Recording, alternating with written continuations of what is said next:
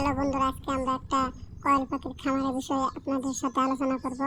আপনার ভিডিওটা ভালো লাগলে লাইক করবেন, শেয়ার করবেন আর একটা সাবস্ক্রাইব করবেন।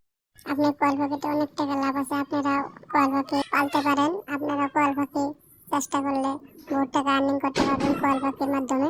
আপনারা